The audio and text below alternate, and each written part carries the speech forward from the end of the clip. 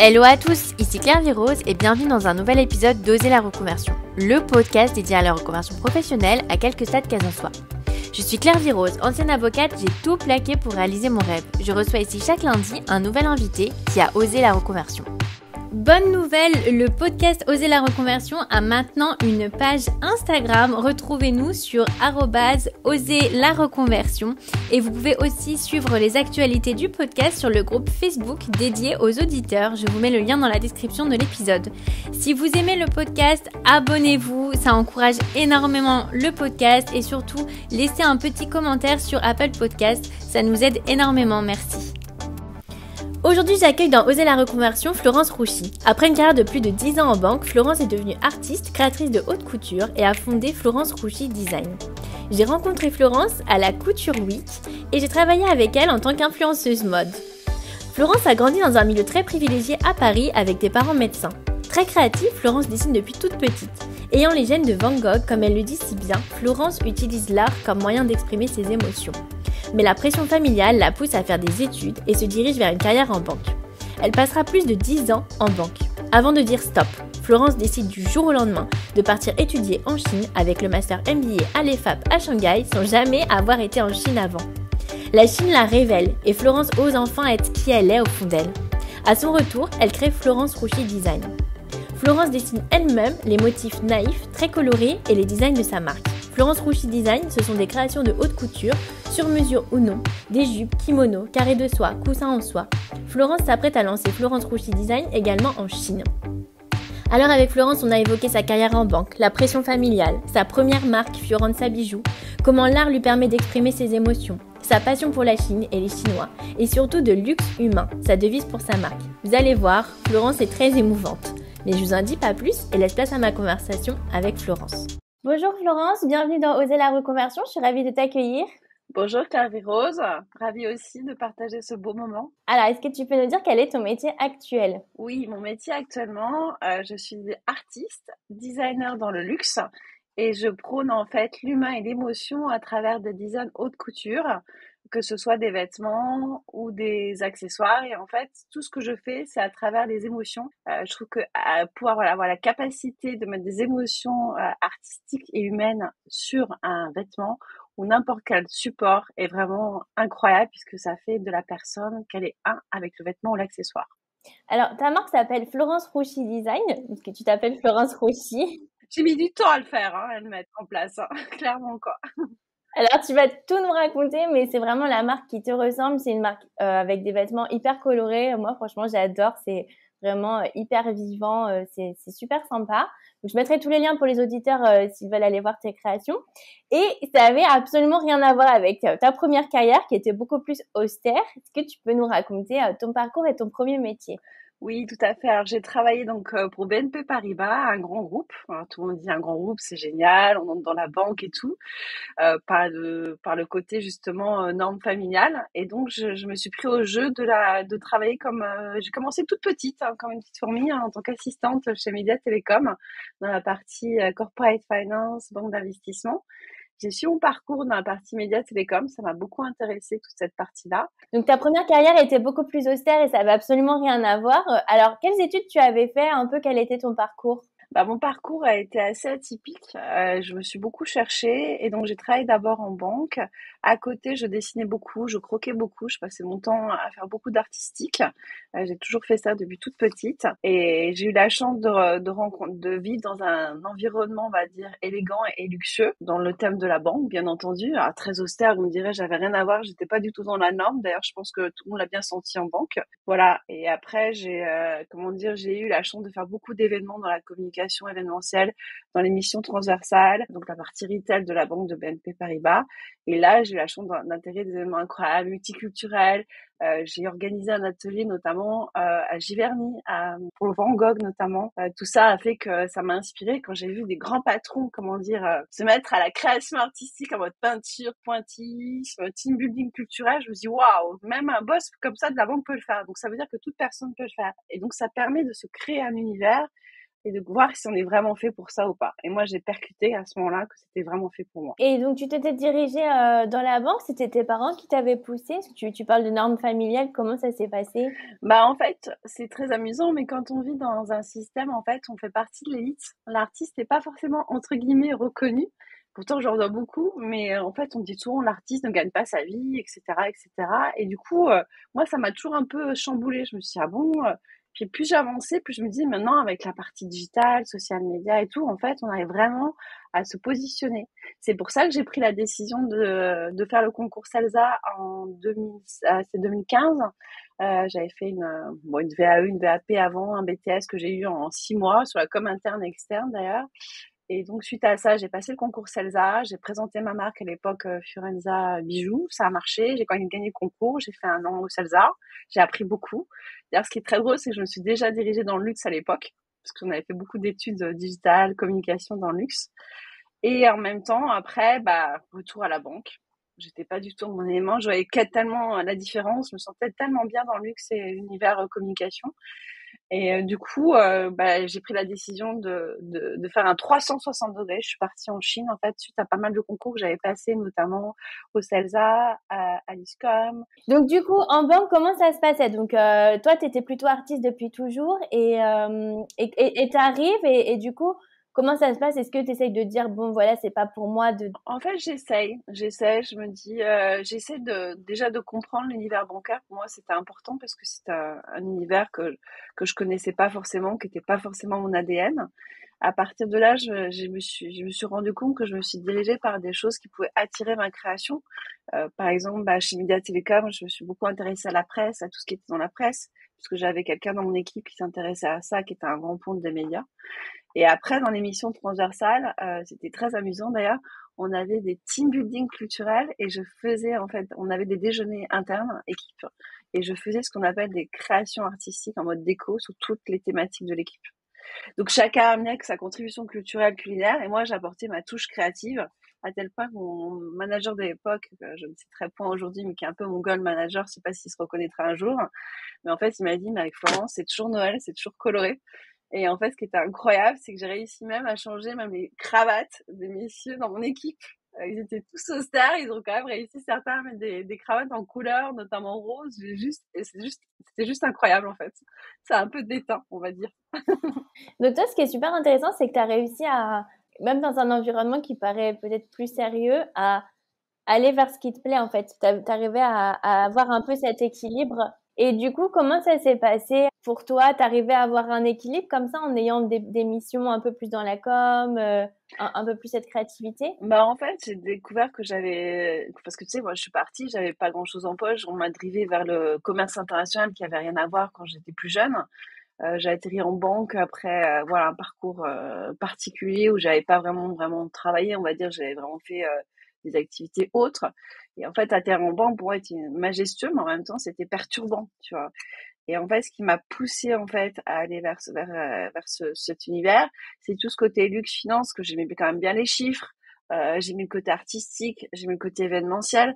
Et en fait, j'ai eu la chance d'atterrir dans un environnement où j'étais à l'aise en fait, où j'étais comme à la maison. Je sais pas comment expliquer, mais quand on a la chance d'aller à des événements où il y a le président directeur général, où il y a à l'orangerie, où il y a voilà des grands de ce monde qui parlent de la banque, c'est voilà, et puis il y a tout un côté univers créatif communicationnel qui fait que bah, on se sent bien. Et quand j'ai démarré par exemple chez RBO dans la partie mission transversale qui s'appelle RBO, c'est Retail Banking Operation, c'est vraiment tout le côté on travaille sur la banque du futur. Et à l'époque, je me souviens, je m'étais découvert dans la communication à tel point que mon manager en banque, quand on était en réunion d'équipe, il me disait, mais alors, Florent, dès qu'on parle de la com, ça y est, le cerveau, il est en mode créatif, quoi. C'était genre en train de calculer toute la partie programmation plan de com en mode event, quoi. Et en fait, c'est parce que j'étais hyper créative et ça me donnait plein d'idées et je faisais créer l'interaction entre les gens et en même temps, je vais apporter ma touche culturelle et artistique. Et tu penses que cet univers artistique, ça te vient d'où? Est-ce que tu as de la famille qui est artiste? Ah, c'est une grande question. En fait, je pense que je l'ai toujours depuis toute petite. En fait, je l'ai dans mes gènes. Je pense que je vais en parler aujourd'hui d'ailleurs. Je sais pas si vous connaissez les gènes de Van Gogh. C'est des gènes vraiment artistiques. Après, ça fait peur aux gens, mais c'est des gènes qu'on appelle alors je sais pas comment le dire officiellement, mais c'est des gènes qui permettent, on a ça dans le sang en fait. C'est des gènes où on dit ça peut être qu'on appelle une pathologie. Moi, j'ai cette chance, j'ai toujours été en bonne santé, j'ai toujours été lumineuse. Beaucoup de gens n'ont pas cette chance, et ça m'a permis de commencer cette création artistique depuis toute petite. C'est-à-dire que moi, dès que j'avais un problème, j'avais quelqu'un qui, je sais pas, qui devenait complètement insupportable devant moi, bah, ça m'arrivait de dessiner, de retranscrire à travers, par exemple, le dessin ou la peinture, carrément l'émotion de la personne. À tel point que j'ai souvenir d'un portrait familial où j'avais dessiné mon père, ma mère, mon frère en mode chat. Vous dire, c'est complètement ridicule. Mais l'émotion était telle dans le regard que même mon frère, il m'a dit, non, mais je veux pas de ça tableau. Et mon père et ma mère m'a dit, mais c'est incroyable, tu arrives à définir dans le regard, c'était un dessin coloré, hein, à la fois la perception créatrice, mais aussi l'humain à travers le regard. Et moi, j'avais pas du tout cette notion. Et au fil du temps, j'ai compris que j'avais un talent que je ne connaissais pas, que je pratiquais tous les jours finalement, et qui m'a apporté beaucoup. Et tu penses que c'est de l'hypersensibilité? Non, c'est plus, on parle souvent alors j'en parle aujourd'hui et c'est pour ça que j'aimerais un jour aider les enfants qui ont cette pathologie. Moi, j'ai ce qu'on appelle des jeunes bipolaires, beaucoup de différentes thématiques qui s'abordent là-dessus. Il y a des gens hyper fous, hyper crazy, qui sont vraiment perturbés et qui n'ont pas d'équilibre. Moi, j'ai eu cette chance d'être dans un environnement familial qui m'a permis, je pense qu'il y a une protection familiale qui a fait que pour me protéger, sachant que j'avais ces gènes, moi je savais pas, hein, que c'était rattaché à ça. Et à l'époque, c'était difficile on va dire, d'accepter ça. Aujourd'hui, on accepte beaucoup plus. Parce qu'il y a de grands artistes comme Van Gogh, il y a eu beaucoup d'artistes même dans la chanson, notamment. C'est pour ça que la musique aussi m'a transportée dans les émotions. Par exemple, moi, quand j'ai un coup de blues, en général, je suis très musique et je crée derrière et c'est ma passion, quoi. C'est toute ma vie. Ouais, tu as réussi à trouver ce moyen pour te libérer de tes émotions. Voilà, et de gérer l'humain en fait. Et c'est pour ça qu'aujourd'hui, entre guillemets, à travers ma marque, en fait, j'existe, mais j'existe aussi pour moi, mais aussi pour les autres. Ouais, c'est un super message en tout cas que tu fais passer aujourd'hui, le côté c'est important d'être soi-même et d'en être fier. Ah oui, parce que moi, finalement, pendant plus de 10 ans, j'étais chez BNP Paribas. Je dirais que j'avais un salaire. On me dirait c'est bien d'avoir un salaire. Je vais trouver le beau parti. Je refusais tous les beaux partis. Au grand désespoir de mes parents, on va dire. Mais parce que je voulais être tout simplement moi, en fait. Je me suis dit, mais je peux pas, je veux être indépendante dans ce que je fais, je veux être indépendante dans ce que j'aime faire, dans ma passion créative. Et pour moi, même quand on me disait des mauvaises choses sur l'art et les artistes, j'étais en mode, je ferme mes oreilles, quoi. Si je peux pas entendre, je ne peux pas entendre, voilà. Donc c'est vrai que bon, il y a eu cette protection familiale, mais finalement aujourd'hui, je peux dire, oui, c'est vrai que c'est bien d'avoir fait ça, mais franchement, n'attendez pas plus de 10 ans pour faire vos rêves. Entreprenez vraiment comment dire, dans le dépassement de soi. Prenez des risques. Quand on est jeune, on peut prendre tous les risques qu'on veut. La vie, elle est trop courte. Moi, je réalise aujourd'hui, j'ai 47 ans. Si j'avais commencé plus tôt, et en plus, ce qui est fou, c'est que j'avais fait mon premier BTS en commerce international, qui n'avait rien à voir avec le côté communication artistique, hein. Je suis quand même tombée à Laguna Beach, là où j'aurais dû finalement peut-être réussir, j'en sais rien. C'était un stage tout simplement, et j'ai dessiné une fleur qui est ma signature aujourd'hui, qui est la représentation de Florence, Flora la fleur. Et en fait, la personne à qui j'aurais dû être là-bas à Los Angeles, qui m'a dit mais tu dois monter des designs dans les maillots, les paréos et Hawaï.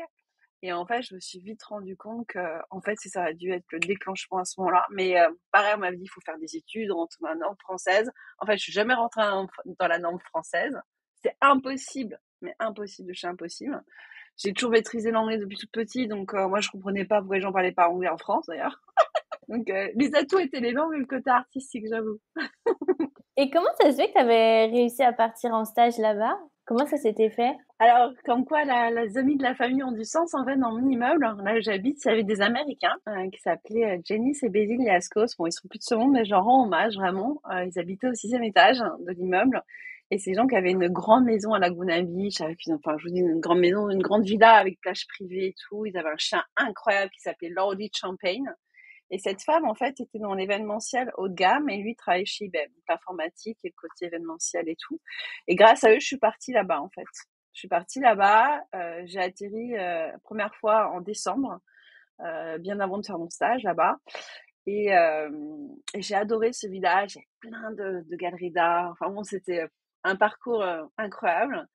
Et en même temps, il y avait dans le stage le stage où j'ai fait toute ma reconversion quelque part en prenant conscience aujourd'hui que bon, j'aurais dû peut-être commencer jeune. Et à l'hôtel Laguna, il y avait toutes ces stars qui étaient en affiche, carrément en noir et blanc. Il y avait des événements notamment de mariage.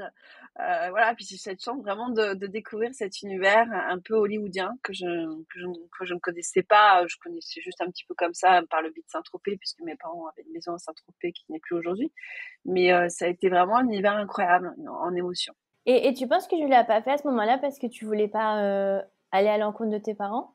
Ouais, il y avait une barrière familiale. On me disait, il faut faire des études, il faut passer son bac. C'est pour ça que le bac, j'ai mis un peu de temps à le passer parce que, pour être honnête, j'ai plutôt la joie de vivre et j'ai plutôt l'esprit rebelle. Enfin, rebelle. Faut pas aller. J'ai eu un frère qui a les mêmes gènes, hein, je précise, qui est aussi doué que moi, mais plutôt 360 degrés. Sauf que lui, il avait l'avantage de, quand il écoutait, il biberonnait beaucoup. Moi, j'étais la sœur un peu pipelette, lui il écoutait, moi j'étais pipelette. Donc forcément, j'étais un carnage à l'école, quoi. D'ailleurs, on me reconnaissait par mon rire, même si j'avais des bonnes notes, c'était une catastrophe, quoi. Donc je pense que les profs ont enduré avec moi. Bien que je pouvais être très bien la petite fille sage, mais je pouvais être insupportable quand je commençais à être pas, voilà. Je sais, hein. Donc je pense que c'est pour ça aussi que j'ai mis du temps à passer, j'ai pas fait un bac éco et maths, hein, mais bon, j'ai mis du temps à passer à cause de ça. Puis il y avait la confiance en soi, il y avait le fait que j'avais ces gènes, que j'avais cette pathologie, et je savais pas que c'était lié à ça, en fait. J'ai compris après coup, en fait. C'est pour ça qu'un jour, j'aimerais pouvoir aider les gens qui ont cette pathologie, les enfants notamment, parce que c'est très très dur à vivre. D'ailleurs, je fais partie du club de l'élégance et j'espère un jour organiser un événement dans ce sens pour les enfants bipolaires qui ont un génie artistique, qui ont un génie financier ou quoi que ce soit. Parce que certes, il y a des gens dangereux, mais il y a aussi des gens très très bien qui ont du talent et qui ont droit d'exister comme tous les autres enfants. Oui, tu es encore plus proche de tes émotions, en fait. Tu parlais d'hypersensibilité. C'est vrai que moi, je suis comme une éponge face aux émotions. Quand je vois quelqu'un en face de moi, je sais déjà en émotion ce que ça donne, en fait. Ça a l'air idiot, mais du coup, c'est vrai que je peux voir le mal. Si quelqu'un me fait du mal, je le vois et ça me perturbe parce que ça me touche, en fait. Et je me dis, mais c'est pas possible d'être mal, voilà, d'être méchant. Pareil, quand quelqu'un est gentil, c'est pareil. C'est pour ça que j'arrive à retranscrire à travers la toile ou à travers quelque chose en création, j'arrive à retranscrire ça. Mais j'avais aucune notion que ça pouvait être un jour mon métier d'aujourd'hui, quoi. Alors, t'as passé à peu près 13 ans en banque. Ouais. Donc, t'avais lancé déjà ta première marque. Donc, déjà, ça a été un petit déclic quand t'as lancé ta première marque. Comment ça s'est fait? Comment t'as eu le déclic de dire, oui, je vais lancer, je vais montrer mes créations au public, je vais aller au-delà un peu de mon atelier? Comment t'as eu le premier déclic? Alors en fait, ça s'est passé, j'ai fait donc 2 ans chez Media Télécom et en fait, j'en ai eu marre. Je sais pas, j'ai un moment donné, je me suis lassée. Je me sentais plus dans la norme. Bon, et puis j'avais envie de créer. Donc j'ai monté en fait tout simplement, j'ai voulu créer. Sauf que j'avais jamais fait d'études en ce sens d'un point de vue business. Donc je me suis pris au jeu comme l'artiste se prend au jeu. Passionnellement, si on peut dire. Et l'été, je me souviens, c'était 2008 ou 2009, je sais plus exactement. Enfin bon, bref. Et ben cet été-là, en fait, et ben j'ai pris la décision de m'inscrire en auto-entreprise. C'était la sortie de l'auto-entreprise. Pour moi, c'était génial. J'ai dit, je vais me lancer. Je me dis, ça, c'est une loi incroyable. Donc, je m'y suis prise au jeu et j'ai dit à mes parents, je vais créer une boîte et je vais mettre en place mes créations en plus de BNP Paribas. C'est pour ça que j'avais le salaire enfin, j'avais l'activité BNP et j'avais la boîte. Et je me suis dit, on verra. Honnêtement, j'avais créé près de 100 créations de bijoux très bariolés, très uniques, vraiment déjantés. Ce qui est énorme, c'est énorme sans création. Tu faisais ça à quel moment?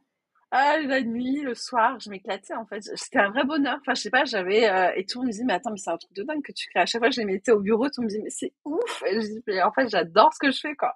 Et là, je me suis dit, allons-y vraiment de façon officielle. Donc, j'ai créé cette entreprise. Sans savoir vraiment ce qu'était être son propre boss, faut savoir. Et là, j'ai compris une chose, c'est que, en fait, en tant que designer artiste, quand on n'a pas vraiment l'expérience et la connaissance de comment gérer un business, comment monter un business plan, faut savoir que moi, j'ai tout eu de façon à négocier tout. C'est-à-dire que mon business plan, j'en ai même pas eu besoin pour ouvrir mon compte bancaire pro. À qu'à l'époque, c'était une nécessité. Mais parce que c'était la banque CIC, je crois. Il y avait un charmant jeune homme qui m'avait dit, ah, tes créations, elles sont magnifiques, t'as pas besoin de business plan. Donc, j'y suis allée à fond. Je suis chic alors, allons-y. Allez hop. Sauf que c'est une erreur fatale parce que quand on fait pas de business plan, même si on est designer artiste, on se plante. Et je veux pas dire ce qui s'est passé parce que j'ai rencontré des personnes extraordinaires. J'avais rencontré un des photographes justement de Dior. À l'époque, qui photographiait beaucoup de produits Dior et qui m'avait donné ma chance pour faire mes premières photos de création. Il m'avait dit, mais t'as un talent, il faut vraiment que tu sois connu un jour. Bon, aujourd'hui, je sais pas si je le suis, mais en tous les cas, c'est vrai qu'il avait une sensibilité par rapport à ce que je faisais. Puis j'ai eu aussi la responsable, je me souviens, des accessoires de Dior à l'époque, qui était à Villemontagne, qui était une amie d'une amie. Et je lui avais demandé un conseil justement sur le luxe. Elle avait insisté sur les finitions, sur plein de choses que je connaissais pas finalement dans l'univers du luxe. Elle m'a appris tous les codes. Et cette dame, je m'en souviens encore parce que j'avais donné mon petit book un peu stylisé, un peu made by home, on va dire. Et voilà. Et donc j'ai appris tout ça en fait au départ. C'était une expérience unique, mais en même temps, c'était aussi une expérience me faire prendre conscience que bah, c'est bien d'être artiste, mais il faut aussi savoir gérer son budget. En fait, gérer un budget quotidien, c'est une chose. Gérer une entreprise, c'est tout autre chose. Moi, après, j'ai fait des études, c'est vrai, qui m'ont permis aujourd'hui de réussir ce que j'entreprends. Mais faut jamais oublier en tant qu'artiste qu'il faut faire très attention à toute la partie gestion financière, investissement. Moi, j'avais trop investi au départ, en fait. J'avais investi dans tout ce qui était après, création. Ah, j'y allais à fond. Hein. De toute façon, je crois que tout artiste, il va à fond quand il se met à... Mais sauf que dans la finance, quand on y va à fond, c'est extrêmement dangereux. Voilà, donc j'ai fait... Et puis bon, faut jamais attendre, en fait, que l'argent vienne. Faut toujours avoir des contrats fixes, solides. Moi, je sais que j'avais tout mis en fonds propres, donc à un moment donné, je sais ce qui s'est passé, c'est que chez BNP Paribas, j'avais tout investi par rapport à la participation, l'intéressement sur mon entreprise. Mais en fait, par la fatigue, le fait de gérer une entreprise en ayant un salaire, finalement une activité à temps plein, bah, j'avais oublié, on va dire, j'avais oublié de faire la transaction. Donc je me suis retrouvée un peu dans une situation un peu délicate. Donc heureusement que la famille était là. Et puis bon, en fait, le fait de pas avoir compris un peu au départ parce que je commençais, j'ai fait 1 an et demi, 2 ans, tu vois. Mais ça a été une expérience incroyable dans le monde du luxe, dans l'art, dans tout. Et je me souviens toujours la dernière personne que j'ai vue. C'était une personne qui était à la poste et qui m'a dit j'ai le contact pour le Ritz, pour la galerie du Ritz. Donc parce qu'il a vu que je galérais, il voulait absolument que je continue dans mon entreprise. J'y suis allée. C'était en décembre 2009, je crois de mémoire. Et la personne était prête à me prendre. Bon, c'était un montant, je sais plus, je crois que c'était un montant spécifique par mois, mais c'était un contrat d'1 an. Et j'ai réfléchi, je me dis non. Et en fait, après, ça a fermé, ça a été en reconstruction. Mais en fait, à l'époque, je me suis dit, mais c'est incroyable. En fait, j'ai atterri là, alors que si ça se trouve, j'aurais pu atterrir avant. Et c'était peut-être un signe pour me dire un jour, je dois recommencer. Même si, voilà, c'était un peu le clin d'œil en me disant, ne laisse pas tomber, don't give up. Voilà. Oui, parce que j'imagine que ça a dû être un peu la douche froide. Toi, tu y vas, t'es heureuse, et puis d'un coup, tu te retrouves un peu face à la réalité du business, quoi. La réalité du business, du côté financier, voilà, et de se dire, bah, on prend la sage décision finalement de garder un travail chez BNP Paribas. Tout ce qu'ils faisaient. Bon, après, ils ont été sympas quand même. Ils m'ont fait faire beaucoup de choses dans la communication événementielle, donc je peux pas rien dire. Sauf qu'à un moment donné, il y a eu un revirement de situation. Le groupe a été en restructuration et tout. Et du coup, bah, me mettre gestionnaire là où c'était non créatif, c'était un peu dur, quoi. En fait, moi, j'avais le choix, en fait, à un moment donné, quand mon service avait été un peu absorbé, j'avais le choix ou d'aller travailler à la com dans la partie journalistique. Mais en fait, j'avais pas d'heure, c'était 24/24, donc je pouvais pas faire mes études. Ou faire gestionnaire aux garanties internationales, où j'avais fait mon BTS commerce international. Le gars, il dit, ah, c'est génial, elle connaît les incoterms, elle connaît tout ça. En fait, gestionnaire, bon, ça m'a beaucoup appris. Comme quoi, les mauvaises expériences peuvent apprendre beaucoup de choses après. Moi, ça m'a aidé dans mon business aujourd'hui, donc je regrette pas la partie gestion financière, transaction. Mais en fait, c'était pas du tout mon truc, c'était pas mon univers. Mais en même temps, je pense qu'il y a des choses qui sont ingrates qu'il faut apprendre, même si on n'aime pas. Et en entreprise, on est obligé de gérer toutes les facettes de l'entreprise. Donc c'est pas une activité de salarié, un métier, c'est toutes les facettes. Hein. Moi, je suis designer, artiste, luxe aujourd'hui. Je gère toutes les facettes, la communication, la comptabilité, le marketing, aller dans les événements, être présente un peu partout, tout en sachant que bon, il y a une partie voilà, qu'on doit gérer en interne. Donc c'est vrai qu'être entrepreneur, beaucoup de gens ne veulent pas le faire parce que finalement, c'est tous les métiers du monde. Enfin, façon de parler, mais c'est vraiment multifacette, quoi. Et puis j'avais lu aussi que quelqu'un disait que quand tu es entrepreneur et que tu as des employés, finalement tu te retrouves à faire un peu ce que personne veut faire, ou tu vois les derniers trucs à faire. Et pour l'anecdote, c'était voilà, s'il faut aller nettoyer les toilettes, bah c'est toi qui vas le faire, quoi. Tu vois, enfin dans le sens où finalement tu te retrouves finalement pas forcément avec les choses les plus fun parce que même si tu as des employés, en fait, tu fais un peu ce qui doit être fait pour ta boîte, quoi. Après, si t'as, entre guillemets, si t'as les moyens de déléguer, c'est bien. Si t'as pas les moyens, bah, tu te débrouilles, hein. Moi, je vois, par exemple, actuellement, moi, je démarre, tous les shootings, c'est moi qui les fais dans le cadre de mon agence. Bon, j'ai en plus une agence qui s'appelle Digital Creative Franchana, même si sont dans la partie luxe avec Florence Rouchilizane. Et je me rends compte qu'heureusement que je sais faire monter des vidéos, des photos. Bon, après ça, que j'ai tendance à déléguer parce que c'est des journées de shooting, c'est épuisant, en fait. Et à un moment donné, il faut faire des choix, faut oser, faut pas avoir peur et se dire, on y va. Voilà. C'est vrai que pour les auditeurs, du coup, on collabore ensemble sur la partie influenceuse mode, donc je représente aussi ta marque. Et donc, tu vas nous parler peut-être de tes études en Chine. Alors, ce qui est super intéressant, j'ai vu que tu les avais financées avec le fonds GESIF, donc qui est maintenant Transition Pro.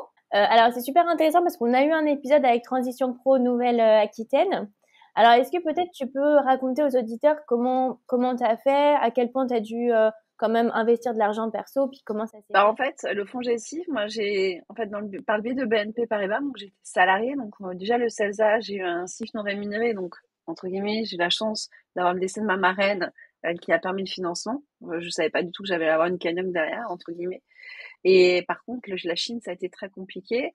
J'ai dû bâtir un dossier assez percutant, presque une étude, on va dire, de mon projet en mode Chine. Donc avec beaucoup d'études financières, comment jouer la Chine d'un point de vue digital, etc. Donc j'ai fait énormément de recherches et en même temps sur mon parcours. Et en fait, pour être honnête, donc quand j'ai su que j'allais partir en Chine via l'IFAP, enfin via l'ESCA, enfin l'IFAP, je suis partie par l'IFAP Paris en fait, qui est une université française en communication assez connue d'ailleurs. Et en fait, ils avaient un partenariat en fait avec l'ESCA Shanghai. J'avais le choix de le faire ou en France ou à l'international. Et je me suis dit non mais en fait, faut que je bouge de France, faut que je bouge. Enfin, je me voyais pas rester en France. Donc le directeur, Monsieur Vincent Monté, avec qui j'avais eu donc un échange, j'avais présenté ma marque Fiorenza Bijoux, le fait que j'avais été un peu blogueuse à une époque. J'avais fait un truc sur Flowjoy où j'avais eu en 2 mois 5000 abonnés, j'avais discuté sur tous les sujets. D'ailleurs, ça m'a valu de clore mon compte du temps de BNP Paribas, juste après le licenciement, c'est vous dire. Ça a été le délire, quoi. Mais je pense que j'ai un peu trop discuté sur tous les sujets, en fait. Très ouverte de tout, mais bon. T'étais blogueuse où à ce moment-là? J'étais sur Facebook et j'avais 5000 abonnés, enfin, sur mon, enfin, tu vois, j'avais fait ça en 2 mois et je m'étais éclatée, j'avais discuté sur plein de sujets, mais sauf que ça avait un peu dérangé le monde bancaire, ce que je peux comprendre. C'était des sujets un peu, alors les gens réagissaient, interagissaient, enfin, ça créait la polémique, enfin, je passe le truc, mais bon. En fait, après, j'ai clos le compte, donc forcément, je suis assez discrète. Par contre, ce qui était marrant, c'est que certains followers m'ont suivi sur mon compte actuel. Je trouvais ça rigolo, quoi, en fait. Mais bon. Donc pour l'anecdote, Monsieur Vincent Monté, donc directeur du MBA de l'IFA Paris, je le nomme parce que c'est lui qui m'a donné cette chance. Il m'a dit franchement, la Chine, ça va être pour toi, 360 degrés, mais il faut vraiment y aller. Donc du coup, j'ai fait ce MBA en digital marketing et business. Mais il faut savoir que pour avoir ce MBA, le fonds G6, ça a été très compliqué parce que c'était un dossier comme ça, je raconte pas, plusieurs pages d'études. Je m'attendais à avoir une réponse du fonds G6. J'ai déposé en mai, je me souviens, en mai. Et je me dis un mois après, ça va être bon. Ah non, non. J'ai eu un mois avant le départ. Donc, et les inscriptions pour la Chine se faisaient jusqu'au 30 juin. Et donc, j'ai un peu tâté le terrain familialement. J'ai dit, oh, j'aimerais bien partir en Chine, faire ce MBA, etc. Et ils m'ont dit, écoute, en fait, j'ai attendu, c'était Paris. Moi, j'étais pas contente. J'étais pas contente. Je dis, je veux pas Paris, j'aime pas Paris, je veux pas Paris. Voilà, c'était comme ça. J'étais la caprice de star à l'époque. Mais bon, bref. C'est marrant parce que le 30 juin de cette année-là, donc en 2017, ma mère dit à mon père, écoute, c'est peut-être ça, la chance de sa vie, accepte la Chine. C'est ma mère qui a décidé pour moi. C'est vous dire que c'est mon père qui décide dans mon histoire. C'est sur mon père qui décide. Mais là, c'était ma mère. Et le 30 juin à 16h, mon père me dit, écoute, on prend la décision, tu pars pour la Chine, on investit, et tu nous rembourseras après. J'étais en mode tremblant, 30 juin, mais vous vous rendez compte, 5 euros là, dans 2 heures, quoi, je fais quoi? J'étais en mode panique, quoi, je dis, oh là là. Et du coup, j'ai appelé le directeur du MBA, j'ai appelé tout le monde du MBA, j'ai dit, est-ce que c'est bon, je m'en s'inscrit pour la Chine? Et finalement, coup de poker. Heureusement que la Chine fonctionne 24/24. Le directeur de l'ESCA, Maxime Arèche, m'avait envoyé tout, l'inscription, le formulaire en ligne. Et donc, je me suis inscrite. Et le lundi matin, j'étais officiellement inscrite. Par contre, il y avait des démarches sur la Chine. Et la Chine, c'est pas simple. La Chine, en fait, même si vous avez validé tout ça avec le fonds GESIF, j'attendais le fonds GESIF. Et dans une situation hyper délicate, parce qu'on m'avait demandé gentiment de prendre la porte. Sauf que moi, j'avais dit non. Donc, à chaque fois qu'il y a le fonds GESIF, on me dit, mais tu l'auras pas. Mais en fait, en août, parce qu'il faut savoir quand même que pendant pendant presque 4 ans, quand je suis dans une situation délicate, je veux quand même partir en bonne et due forme avec un bon compromis. Et l'avocate qui me suivait à l'époque pour BNP Paribas, entre guillemets, de façon ultra discrète, m'avait dit quand même, regarde quand même le FONGECIF, tu l'as peut-être. Et en fait, pratiquement un peu avant mon anniversaire, parce que mon anniversaire le 18 août, je regarde, je suis là, non, c'est pas vrai, je l'ai et tout, je suis trop contente. C'est un truc de dingue quand on a galéré pendant pas mal d'années en banque et qu'on voit ça, on se dit, waouh, ça y est, j'ai la Chine et tout. Et donc, je suis partie en Chine et j'ai eu mon financement, quand je partais fin septembre, début octobre, j'ai eu mon financement un mois avant, fin août. Et c'est financé à 100%? Alors, j'étais financée à 100%, j'avais mon salaire, puisque j'étais salariée de BNP Paribas, et j'avais la formation financée par le FONGECIF. Mais il faut savoir une chose, c'est que je me souviens à l'époque, le FONGECIF, quand je suis allée les voir, ils m'avaient dit, enfin, je vais avoir le site d'HEC, ils m'ont dit, surtout ne prenez pas HEC. Parce qu'HEC, c'était, je sais plus, c'était plus de 10 000 ou 15 000 euros. Mais je devais avoir le profil HEC, ça c'est certain, parce que la tête de la dame, je m'en souviens toujours. Je dis, non, non, mais vous inquiétez pas, ça sera autre chose qu'HEC. Et donc, du coup, j'avais un plafond, je crois, c'était, je crois, de 10 000 euros. Et le financement était, je crois, je sais plus si c'est 6 500 ou 6 700 à l'époque, euros. Et ils ont financé le MBA, ouais. Mais je rentrais dans les cases. Par contre, si j'avais pris HEC à l'international, c'était mort, quoi. C'était pas possible. Donc, il y avait des montants à respecter, il y avait un process à respecter avec des documents à fournir, mais le temps était long. Moi, j'ai attendu entre mai et août, finalement. J'ai eu la chance d'avoir mes parents qui ont dit, on t'aide au départ pour que tu rembourses après. Donc, ça a aidé, en fait. Mais franchement, par contre, le plus délicat, c'est pas le FONGECIF quand on parle à l'international, c'est toute la partie documents pour la Chine. En fait, ils demandent énormément de documents avant de se positionner sur la Chine. Ce qui est normal, hein, en soi. Mais bon. Pour les auditeurs, donc je mettrai l'épisode avec Transition Pro Nouvelle-Aquitaine, donc c'est maintenant le nouveau nom du FONGECIF, pour que les auditeurs puissent comprendre un peu les démarches. Et ce qui est super intéressant, c'est que on peut continuer à avoir son salaire et en même temps la formation est financée. Et donc toi, tu avais déjà été en Chine avant? Comment ça s'est passé ton arrivée en Chine? Alors, pas du tout. Moi, j'avais eu la chance de beaucoup voyager dans le monde étant jeune. J'ai voyagé en Australie, aux États-Unis, en Angleterre même. Petit, j'étais en Angleterre très jeune, en Afrique du Sud. Enfin, j'ai parcouru un peu le monde pendant longtemps, mais jamais l'Asie. C'était un de mes grands rêves, en fait. Et je me suis dit, la Chine, c'est le meilleur moment. Et non, j'étais jamais partie. Alors, je m'étais renseignée par des gens qui avaient voyagé là-bas et tout, qui avaient quand même un petit peu séjourné. On m'avait dit, l'anglais, c'est génial. Tu verras, ils parlent tous anglais, les Chinois. Je suis arrivée là-bas. Bah non, ils parlaient pas tous anglais. On me disait, ouais, People Square, l'international, Shanghai et tout. Alors c'est sûr que bon, j'ai logé en colocation, hein. C'était très sympa. J'ai fait mon petit tour d'étudiante. Alors, on me prenait pour l'étudiante éternelle à l'époque d'ailleurs, parce que je faisais que ça, qu'étudier. Même encore aujourd'hui, c'est dire avec le chinois. Ça m'amuse. Mais en fait, à l'époque, donc j'étais en colocation avec des Français, des Italiens, des Allemands. C'était l'auberge espagnole versus Chine, quoi, on va dire. C'était très sympa. Mais en fait, j'ai eu le choc culturel, hein. Vous savez que j'avais quand même un résident de permis de 1 an et demi.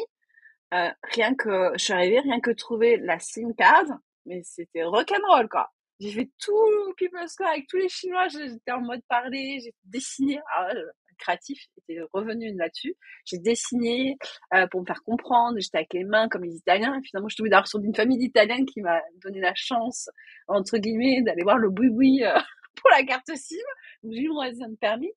Et après, finalement, comme j'ai eu le choc culturel pendant un mois, parce que c'est une culture complètement opposée, eh bien, j'ai appris le chinois au Mandarin House Institute. Et là, en fait, voilà, j'ai appris un petit peu comment discerner certains caractères chinois. Mais en fait, comme le caractère chinois est une vision de la vie, pour moi, c'était génial d'un point de vue artistique. Parce que je m'éclatais, en fait, dans la créa.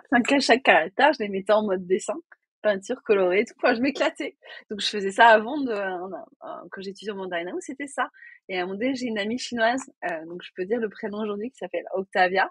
Donc Octavia, elle me disait, mais Florence, franchement, nous on aime le luxe, on aime tout ce qui est luxe, Hermès, tout ça, mais elle me dit, franchement, le coup du carré de soie avec cette histoire de structure émotionnelle créative, ça peut vraiment prendre. Elle me dit, t'as quelque chose à faire dans le luxe, franchement.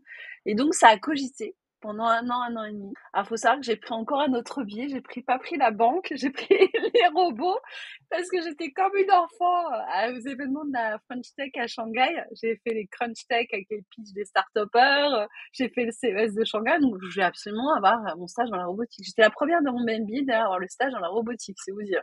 Et du coup, toute cette inspiration Chine, tech, culture, en fait, tout ça cumulé a fait que ça m'a reconstruite. C'est-à-dire qu'en même pas 3 mois, le fait de m'être intégrée à la communauté chinoise internationale, d'avoir trouvé mon stage finalement seule parce que j'y suis allée et tout, bon, grâce à l'ESCA Shanghai quand même, et bah tout ça m'a reconstruite. Et quand je suis revenue pour des vacances aussi en février, en 2018, je suis venue quoi, 15 jours, une semaine, je sais plus exactement, enfin une dizaine de jours. Les gens m'ont pas reconnue, ils m'ont dit mais Florence, mais t'es hyper heureuse, mais on te reconnaît pas quoi. Et j'étais dans la vie, j'étais moi en fait. Et quand on m'a dit ça, je suis revenue en Chine, je me suis dit mais en fait pourquoi ils me disent ça? Pourquoi ils me disent que j'ai changé? Je comprenais pas en fait. Bah je sais pourquoi j'ai changé parce qu'en fait j'avais cette liberté de pouvoir être moi dans un univers finalement qui était peut-être à l'opposé de moi, mais qui en même temps me permettait d'exister. Ah, et en France, j'avais pas l'impression d'exister. On me dit toujours, ah, tu sais pas bien. Là, en Chine, c'était bien. Il y avait plein de choses qui faisaient que, voilà, j'avais l'impression d'adhérer à un certain mode de fonctionnement qui me permettait d'exercer ce côté créatif et artistique. Tu penses qu'ils acceptent plus les différences Bah écoute, moi j'ai cette chance. Ils sont moins dans le jugement. En fait, moi, la culture chinoise, après, on adhère pas. Moi, j'y ai vécu pendant 1 an et demi, donc il y a des choses que j'ai vraiment enregistrées. Alors après, on peut dire ils sont très communautaires, mais en fait, c'est pas ça le truc. Le truc, c'est qu'ils sont dans l'écoute. Et l'écoute, on en a besoin pour l'autre. Ils sont dans le respect, même si les gens sont différents d'eux. Et à partir du moment où tu fais l'effort de t'intégrer, d'apprendre la langue, même si tu paragouines au départ et tu comprends pas forcément tout, et ben les gens sont hyper ouverts. Moi, j'avais une expérience, écoute, en Chine. Je me souviens, c'était en fin fond hors des villes. C'était dans un village abandonné près d'une île qui s'appelait Kuchi Island. Et je me souviens, j'avais pas voulu être avec le groupe à ce moment-là. Je sais pas pourquoi, je me suis prise au jeu. Je dis, allez, je suis allée dans le village, j'allais prospecter, j'allais regarder, je suis curieuse. Et je suis tombée je me souviendrai toujours, un petit couple qui cuisinait, en fait, localement. Mais vraiment adorablement humain. Et j'ai commencé à parler chinois. Ils m'ont dit, rentrez, venez déjeuner. Donc j'ai déjeuné. Et ce qui m'a bluffé, c'est que je me suis retrouvée avec des familles entières, des enfants parce que eux, le blanc, ils connaissent pas. Enfin, je le comprends pas. Moi, j'étais blanche. À l'époque, j'étais pas chinoise, quoi. Ils étaient tous là, ils étaient curieux parce qu'ils disaient, mais comment se dit qu'une européenne soit dans ce restaurant? Ils comprenaient pas, en fait. Localement, dans le village, ils disaient, mais qui est cette femme? Et en fait, c'était énorme parce qu'il y a des mots de chinois que je ne maîtrisais pas forcément. On communiquait via WeChat puisqu'il y avait la traduction. Et j'ai quand même des filles de 8-10 ans. Je m'en suis encore, je sais pas si elles sont encore sur mon WeChat, mais c'est fort possible. Elles me tenaient des discours sur le G20, l'économie à 8-10 ans. Je me suis dit, mais à leur âge, j'avais pas ce discours, quoi. Ah, mais elles étaient mais fascinantes, quoi. Je me suis dit, et hyper accueillant, incroyable. Et donc, tout ce côté culturel m'a transportée sur des expériences incroyables. Et ils m'ont aidé dans des situations galères où, franchement, ça a dû vraiment pas bien fonctionner. Toute cette entraide que j'ai eue, je leur dois beaucoup. Et encore aujourd'hui, je remercie le ciel quand même d'être française parce que j'ai cette chance d'aller là-bas. Mais je pense que j'avais plus ma place là-bas hors de mon, on va dire, cocon familial, ou cet environnement parisien qui est certes très beau où j'habite. J'habite quand même à côté de la Tour Eiffel. Mais ça m'a permis de me reconstruire. Donc c'est pour ça que je remercie la Chine pour ça. Après, on peut dire d'un point de vue politique, moi je m'intéresse jamais à la politique, c'est pas mon truc. Enfin, je suis vraiment quelqu'un de très dans la vie et je prône l'humain, l'honnêteté et la sincérité et l'ouverture des cultures. Après, on a tous dans nos pays des choses bien bonnes ou mauvaises. Après, à chacun de devoir se respecter et respecter l'autre, tout simplement. Oui, et puis après, je pense que entre la population et la politique aussi, entre ce que tu expérimentes localement et ce que nous on entend, ça n'a Ouais, rien non, à voir. rien à voir, rien à voir. Et c'est à ce moment-là que tu as eu le déclic de créer Florence Rouchy Design, parce que justement, c'est intéressant parce que tu dis que tu t'es reconstruite et tu penses que c'est à ce moment-là où tu t'es dit, je vais créer ma marque avec mon nom et je vais oser. Alors en fait, tout est venu d'un accident de la vie. En fait, je vais rester 1 an et demi en Chine, voire plus. Faut savoir que normalement, j'aurais dû rester même pendant le Covid, parce que mon objectif était d'avoir un travail là-bas et de faire ma vie là-bas. D'une part parce que j'avais un petit copain chinois, donc ça a aidé à l'époque. Et en fait, ça s'est pas fait pour la simple et bonne raison qu'il y a une chose que je n'ai pas maîtrisée à l'époque. Je vais pas raconter l'histoire, mais en gros, j'ai été déshydratée, je suis tombée dans le coma, j'ai eu 3 mois de surélevage, j'ai été rapatriée d'office en France par l'ESCA Shanghai. J'écris un jour le livre de mon histoire en Chine et je pense que ça a du sens. Ça aurait pu arriver d'ailleurs n'importe où dans le monde, mais j'ai quand même été sauvée par des Chinois J'ai atterri dans un hôpital chinois. Il y a des choses qui sont passées. Ils m'ont nourri. Enfin, il y a plein de choses vraiment incroyables. Je peux pas refaire l'histoire, mais tout ce côté déclencheur m'a fait prendre conscience que le fait de revenir en France de façon explosive me disait, mais qu'est-ce que je fais? Et en août 2018, j'ai ma prof de l'ESCA Shanghai qui était experte en e-commerce chinois. Bon, faut savoir que je savais pas qu'à l'époque, j'avais eu en digital marketing Chine, j'avais eu 20 sur 20 sur mon examen. C'était elle qui s'en occupait. Elle m'avait dit, Florence, franchement, ressaisis-toi, t'es une créative, t'es une artiste, fais le nécessaire pour monter ton business plan en 3 mois, oublie les robots, et pas faire ta création. Et c'était dur pour moi de prendre conscience de ça parce que j'avais jamais fait de business plan de ma vie, quoi. Et je me suis dit, mais comment vais-je faire toute seule? Enfin, j'ai eu la chance, j'ai quand même été bien entourée. J'ai une amie qui était contrôleuse de gestion, elle m'a mis en place tout le truc. Et en fait, ce qui s'est passé, c'est que j'ai passé mon examen. Mon mémoire était en anglais et tout. Sur la partie robotique et la partie créative avec mon business plan, sur des carrés de soie, justement, qui étaient plus basés France-Canada, parce que Canada, il y avait beaucoup de réseaux sociaux chinois, beaucoup de Chinois, notamment sur la partie WeChat. J'ai pas osé faire la Chine parce que, non, blocage familial, on m'a dit, tu ne retourneras pas en Chine. Et moi, je dis, si, je retournerai en Chine. Et du coup, quand j'avais réussi mon examen, ils ont été scotchés haut la main. Il y a eu 15 sur 20, 15 sur 20 en oral. Et ben, j'ai dit, je pars demain à Shanghai. Quand j'ai dit, je pars demain à Shanghai, l'adjointe, on se souviendrait toujours ce qu'elle avait dit. On me dit, c'est une blague. Ben, non, je pars demain à Shanghai. Donc, j'ai pris mon avion, je suis revenue en Chine. Et en fait, ce qui m'a donné le déclic, bon, déjà, c'est de revenir voir mes amis chinois, ressentir la Chine au plus profond de ses abîmes et au plus profond de tout ce que j'avais vécu et de ce que j'ai encore vécu là-bas. Je suis allée donc à Xi'an, Beijing, Shanghai, je suis allée à Sanya, j'ai fait énormément de choses. Et les derniers trucs que j'ai fait à Beijing, comment dire, la Great Wall, donc la Grande Muraille. Et je voulais la monter seule à pied. J'y tenais au lever du soleil. Et ce jour-là, ça devait être ensoleillé, mais ça n'a pas été. Donc je suis arrivée en haut, il y avait c'était tout gris. Et je me suis dit, non mais c'est pas possible, je t'avais dit, c'est pas possible, on est toutes seules, toutes les deux sur la Grande Muraille. Il fait gris.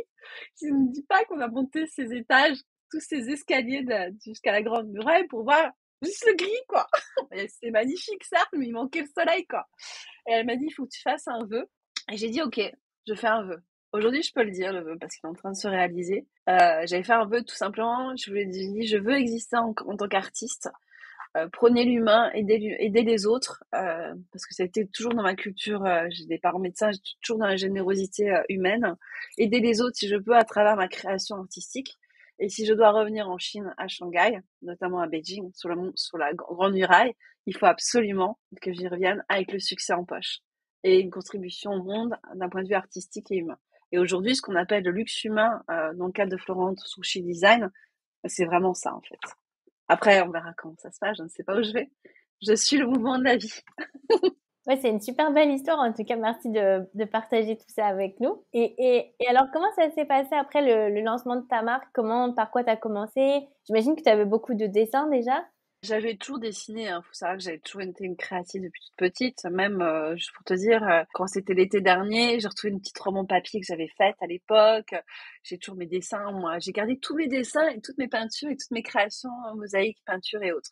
Mais en fait, ce qui s'est passé, c'est quand je suis revenue en France, j'étais un peu déstabilisée. Enfin, faut comprendre, choc culturel dans le sens. Enfin, donc en fait, je me suis cherchée, j'ai fait des tas de choses. Alors j'ai fait du code dans une grande école de web développement au wagon. J'ai fait des tas. Je suis partie en Irlande parce que je voulais me retrouver dans un cadre nature et des gens gentils. Après je suis revenue. Enfin j'ai fait un parcours un peu comme ça. Et après, dans le cadre de Pôle Emploi et notamment, il y avait une conseillère, on peut dire de Pôle Emploi. Ça je peux remercier Pôle Emploi là-dessus. J'avais une conseillère extraordinaire qui m'a dit mais Florence, vous n'êtes pas dans un profil salarié.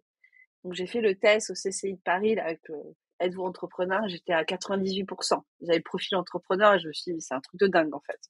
Donc j'en ai pris conscience et je me suis dit, j'ai monté mon agence pour aider les entreprises françaises à se développer sur la Chine. Donc j'ai d'abord fait cette structure. Je vais le faire en août 2021.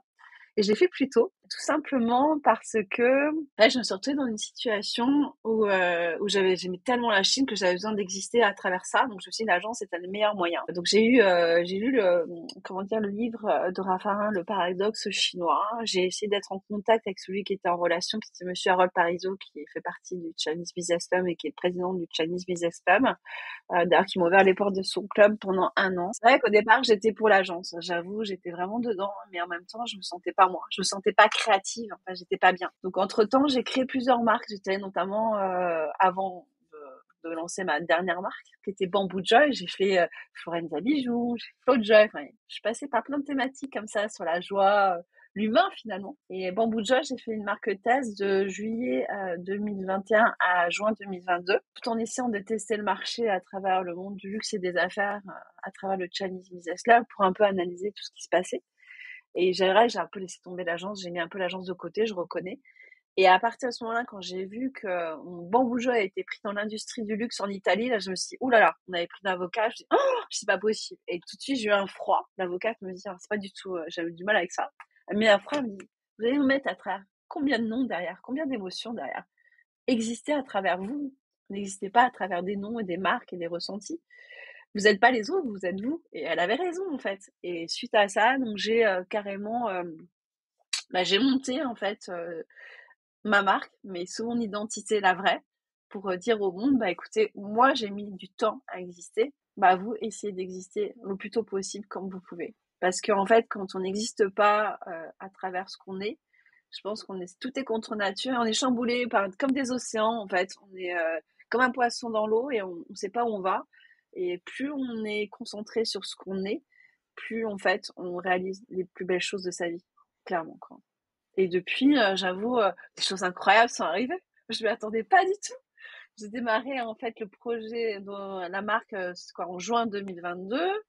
Bah, en juillet 2022, j'étais invitée au défi de Franck Sorviller où je t'ai rencontré, Claire Virose, où j'ai vu ta personnalité incroyable. Je savais même pas qu'il y avait des gens justement en reconversion comme toi et qui réalisent leurs rêves. Et après, il y a eu tout ce cheminement avec des invitations, notamment j'étais invitée au gala de la Fashion Week de Paris, alors que jamais je pensais y être. Et en fait, le hasard de la vie, par relation, ça s'est fait, incroyable. Et je me suis dit, mais en fait, c'est un signe, pourquoi ça va aussi vite? Moi, je vais attendre. Et pourtant, j'avais vibré, hein. On parle de connexion avec soi-même et en alignement avec soi-même, c'est vraiment ça. Si on vibre pour quelque chose, les choses se réalisent. Par exemple, on parlait de Londres. C'est vrai que c'est incroyable, en tout cas Clairvy, parce que tu me parlais de Londres et en fait, j'y vais, en fait, dans pas longtemps, là, en février. Et franchement, j'avais dit à l'époque, non, non, mais ça sera plus tard, pas tout de suite, je prenais mon temps, quoi, en fait. En fait, je crois que j'ai tellement vibré que les choses sont arrivées et ça fait vraiment du bien, quoi, d'être soi, tout simplement. Je pense que c'est sûr que quand on est soi-même et qu'on est heureux de ce qu'on fait, on n'attire que du positif puisque les personnes autour de nous sentent cette énergie et ont envie d'y participer. Et je pense que c'est ce que tu dégages avec Florence Rouchy Design. Et c'est vraiment la contagion de l'humain et de la joie, en fait. Et d'ailleurs, c'est drôle parce que, en parlant d'humain et de joie, à chaque événement, ça m'amuse. D'ailleurs, je suis toujours à l'écoute. Je parle pas au départ et j'observe, j'écoute. Et le dernier événement, ça m'amusait. J'avais écouté cette dame qui était en face de moi. Elle disait, mais c'est incroyable, elle a de la joie. Et tout. Ah, j'ai entendu le mot joie. Je me suis dit, attends, ça recommence encore le mot joie. Parce que j'étais moi-même sur la table, en fait. Et voilà, mais pour moi, ça n'avait rien d'extraordinaire. Parce que moi, j'étais moi, en fait. J'étais pas. Et je me suis rendu compte que c'était contagieux. En effet. Et donc toi, t'as pour projet, en tout cas, c'est en cours de lancer ta marque Florence Rouchy Design en Chine. Comment ça se passe? Est-ce que tu peux nous raconter un petit peu quelle ambition tu as pour Florence Rouchy Design? Ah, c'est une ambition très crazy, crazy, comme je dis. So crazy. Non, non, en fait, c'est un pari étudié parce qu'en fait, d'un point de vue de l'agence, je voulais vraiment aider les marques à se développer sur la Chine. Et puis, je me suis dit, avec le temps, je me suis dit, mais en fait, si j'aurais ici, moi, sur la Chine, ce serait un exemple pour les autres marques. C'était ça l'idée au départ. Et donc, oui, c'est en cours. C'est dans les petits secrets, c'est dans mes petits papiers. On est en train de, justement, normalement, ça devait être juste avant le Nouvel An chinois, ça s'est pas fait parce que le Tmall In-Store, en fait, Tmall In-Store est un e-commerce chinois qui permet au départ, si tu veux, que des marques de luxe puissent vendre entre guillemets sur le marché chinois, hein, comme Dior, comme LVMH, comme plein d'autres marques. Il y a la maison Tmall, mais aussi ça laisse la chance aujourd'hui depuis, je crois, quelques mois, peut-être un peu plus, je me rends pas compte, mais c'est grâce à ma proche justement de Shanghai, Madame Renata Thibault, qui je travaille en collaboration avec son équipe et tout. En fait, depuis quelques mois, les PME Il faut le savoir. Moi, je ne savais pas, j'ai appris ça vraiment par elle. Les PME, donc les designers petits ou solo entrepreneurs peuvent investir en Chine. Évidemment, c'est un budget, c'est sûr, mais ça leur permet en fait d'être intégrés sur le marché chinois dans le local, pas le global, parce qu'il y a le Tmall global qui est pour toutes les marques occidentales et tout, mais il y a aussi le Tmall local. Et comme moi, je parle chinois, que je suis très en relation avec ça, ils m'ont dit il faut le Tmall local. Donc, je commençais par le Tmall local, c'est en cours, il y a beaucoup, ça va se faire prochainement, je pense d'ici 2 mois, à peu près 2-3 mois. Et l'idée, en fait, c'est de marcher vers le marché chinois pour créer une corrélation avec l'Occident. Je m'explique, moi, mon persona, en fait, c'est d'abord les Chinois de Chine et les Chinois hors de Chine qui embringuent, entre guillemets, les internationaux occidentaux. Donc, ça peut être toute culture, finalement. L'idée, c'est de partir en fait dans un système de paix créative qui fait qu'on est tous main dans la main par rapport au luxe humain, à ma création. Alors les gens me disent mais pourquoi cette passion pour la Chine? Non, par rapport à mon histoire, moi j'ai eu un accident de la vie là-bas, j'ai vécu des choses magnifiques là-bas, je me suis reconstruite là-bas. Après, toute personne peut se reconstruire dans n'importe quel pays en fait. Mais en fait, l'idée aujourd'hui, la Chine, pour moi, c'est un tremplin vers. Je pense que ça sera la première population dans le monde et dans le luxe qui sera consommatrice du luxe et qui aime les belles valeurs, les valeurs humaines. Après, je pense que toute personne dans toute nationalité peut aimer les valeurs humaines et adhérer aux valeurs humaines. La seule chose, c'est qu'il faut arrêter de jouer la comédie. Et moi, je suis très sur l'éducation, le respect. Et alors, je suis un peu casse-noisette là-dessus. Et donc, à partir du moment où il y a respect des gens et des personnes, de toute personne, je pense que tout est possible. Alors, ta marque est déjà lancée en France, donc les auditeurs peuvent aller se rendre sur ton site internet et commander. Donc, tu fais notamment des jupes, kimonos, carrés de sang. Tu fais aussi des coussins avec des créations qui sont très colorées, avec des dessins que tu réalises toi-même. Voilà pour décrire rapidement, même si voilà, vaut mieux aller voir tes créations parce que c'est vraiment très coloré et unique à ton image. Ouais, exactement. Alors, c'est unique à mon image, je mentionne juste ça, mais c'est aussi unique pour les autres. C'est vrai qu'il y a des mascottes ou des dessins ou des symboles qui peuvent sensibiliser les personnes, mais il faut savoir que je fais aussi du sur-mesure.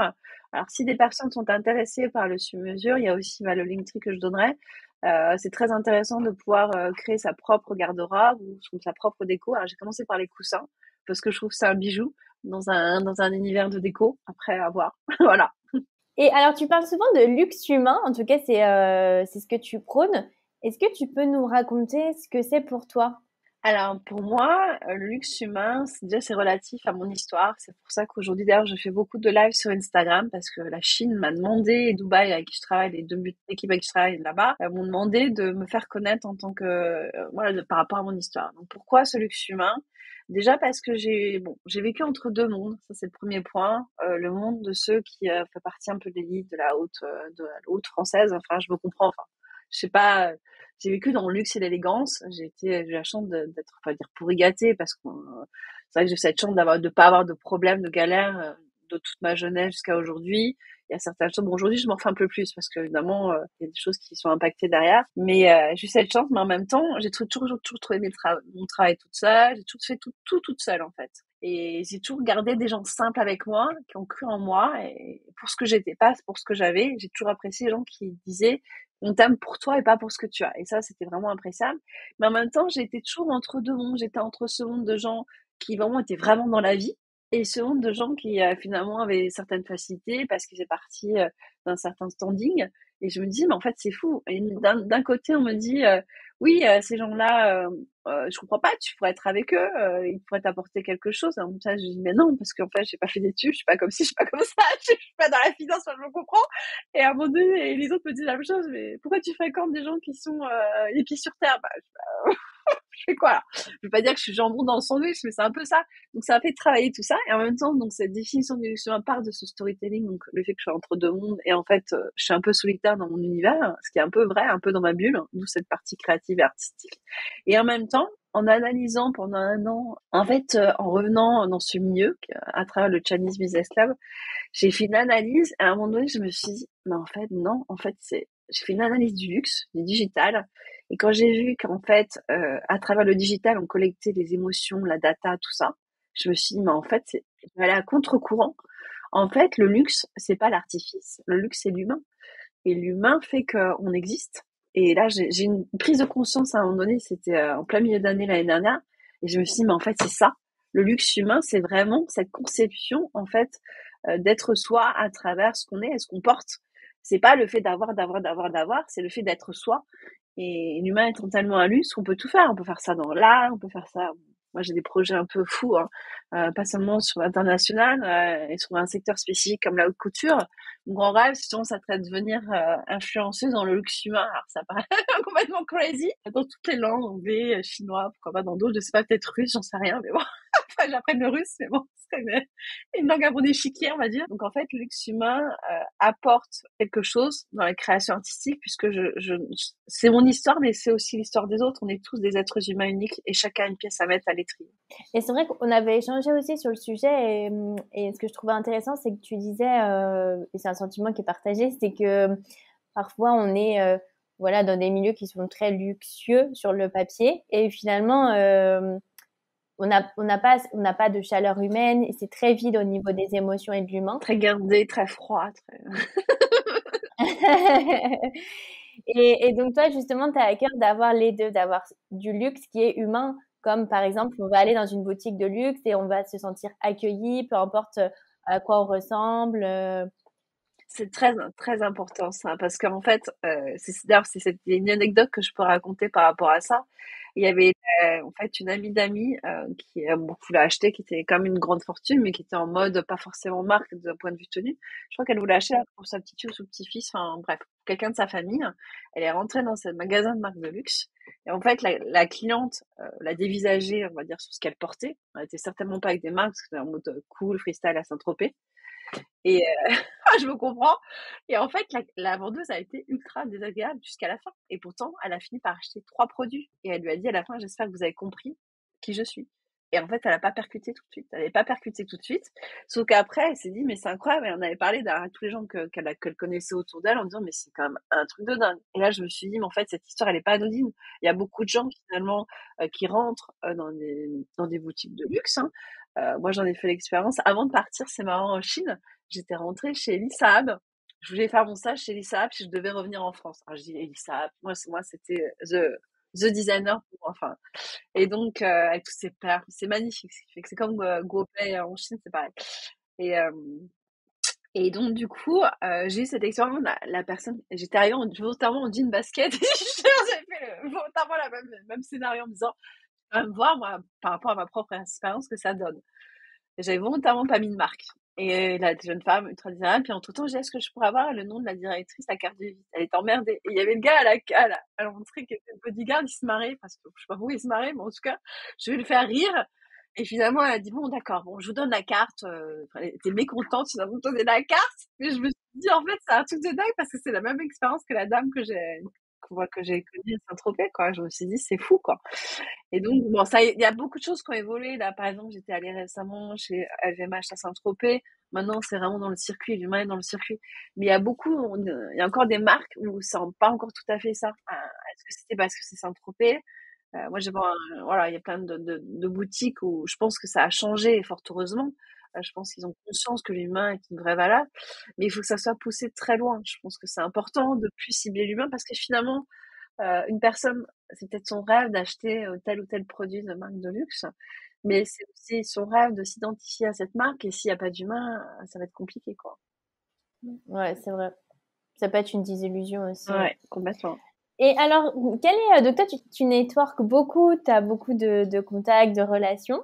Et alors, c'est une nouvelle question que je pose dans le podcast et que je trouve qui est intéressante. Quel est le meilleur conseil qu'on t'ait donné? Ah, c'est une bonne question. Meilleur conseil. Alors, je sais pas, c'est par rapport, c'est très compliqué parce que chaque personne, on va dire, est différente. Je dirais que le plus beau conseil, c'est faut oser ne pas avoir peur.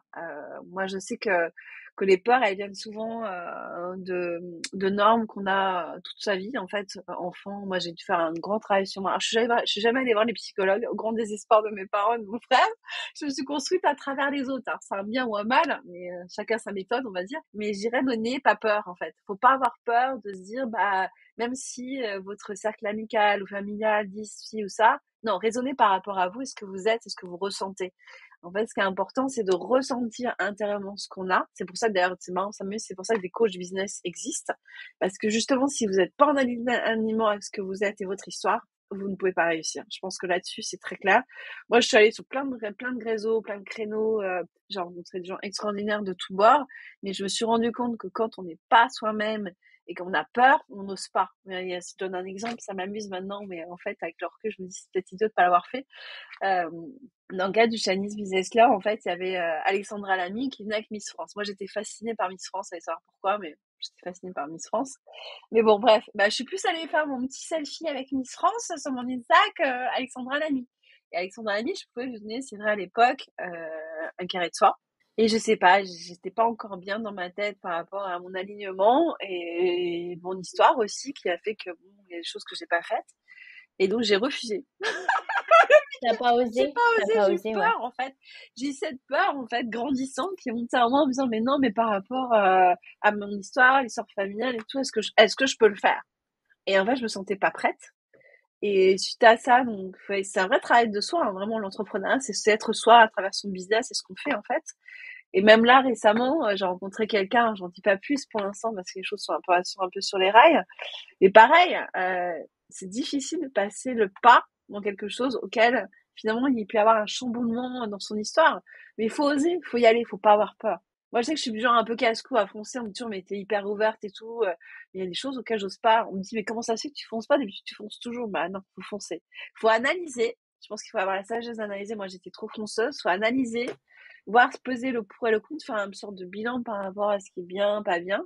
Et après, avec cette sagesse de recul, de prise de recul et d'analyse, on peut se lancer. C'est sûr qu'il faut pas se lancer comme ça en mode naïf, quoi. Mais il faut vraiment se dire, peser, voilà, les choses et se dire, on y va. Et puis, je pense qu'aussi, ça se fait petit à petit.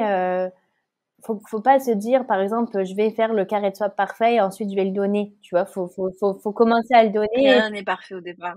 En fait, moi, c'était un de mes gros défauts d'ailleurs, c'est que j'étais tendance à être très perfectionniste avant l'art. Moi, je me souviendrai toujours, ça m'amuse parce que tu vois, dans le cadre du Chinese Business Club, j'avais eu l'occasion de, j'avais donné un carré de soie à Monsieur Sarkozy pour son épouse, donc Carla Bruni à l'époque. Et je sais que j'avais passé un temps sur le packaging, mais jusqu'à la finition parfaite, je me souviendrai toujours. Et je me dis, mais c'est fou, en fait, de passer autant de temps, d'être aussi perfectionniste. C'est une image, mais ça aurait pu être une autre image. Mais en fait, plus on est perfectionniste, plus à un moment donné, ça peut plus marcher, en fait. À un moment donné, il faut se lancer, il faut y aller. Il faut arrêter de se dire, on va faire ci, on va faire ça. Non, on y va. Puis ça permet de tester, en plus, de se tester soi, de tester le produit, voir si ça marche pas, avoir des retours. Et finalement, c'est pas plus mal parce que c'est à travers les retours, les critiques, si elles sont bonnes, pas bonnes, et finalement qu'on avance, quoi. Alors, dernière question, c'est toujours la question que je pose à la fin. C'est quoi pour toi une reconversion réussie? Une reconversion réussie, c'est un simple mot, c'est être bien par rapport à soi et par rapport à ce qu'on entreprend dans sa vie, que ce soit personnel ou privé, enfin personnel, privé ou professionnel. Je pense que quelqu'un qui est pas intérieurement pas prêt à changer ne changera jamais. Moi, ça m'amuse parce que j'ai un frère, je dis ça, mais j'ai un frère que j'adore, qui a les gènes artistiques comme moi, sauf qu'il a peur, je pense, de beaucoup de choses à cause de son histoire, ou en raison de son histoire, je l'aime beaucoup, et il a jamais osé être entrepreneur. Je pense que quand on peut être entrepreneur, j'ai pas encore réussi jusqu'au début de mon aventure, bien sûr, mais j'ai au moins réussi le pari d'être moi et d'être heureuse dans ce que je fais. Après, tout vient pas tout de suite, hein. Dans la vie, tout se mérite. Il faut travailler dur, il faut avancer, rencontrer les bonnes personnes, savoir comment on fait, qui choisir, qui pas choisir. Et ça, c'est un long travail. Donc, pas facile, ouais. Pas facile, mais faut oser. Et je resterai sur une citation de Danton, qu'on peut avancer depuis toute petite, c'est qu'il disait avant une guerre, de l'audace, toujours de l'audace, encore de l'audace. C'est que ça, l'entrepreneuriat, finalement. Oser la reconversion. Voilà. Un grand merci Florence, donc je mettrai les liens de ton site internet et de tes réseaux sociaux pour que les auditeurs puissent aller voir tes créations et aussi suivre tes lives notamment. Un grand merci pour tout ce que tu as partagé. Merci à toi, vraiment merci. Si vous avez aimé l'épisode, abonnez-vous et laissez-moi un commentaire si vous écoutez l'épisode sur YouTube. Et si vous écoutez l'épisode sur Apple Podcast, abonnez-vous, laissez une note 5 étoiles et un avis. C'est ce qui donne le plus de visibilité à ce podcast. N'hésitez pas à en parler autour de vous et à partager l'épisode sur les réseaux sociaux pour aider un plus grand nombre à oser la reconversion. Si vous voulez prolonger la discussion, rejoignez le groupe Facebook du podcast, je vous mets le lien dans les notes de l'épisode. Ensuite, si vous cherchez toutes les notes avec les références, allez dans le détail du podcast. Si vous souhaitez devenir annonceur, me proposer un invité ou me poser vos questions, je serai ravie d'y répondre sur Instagram ou sur YouTube sous le pseudo Claire Virose ou par mail à l'adresse clairevirose@gmail.com.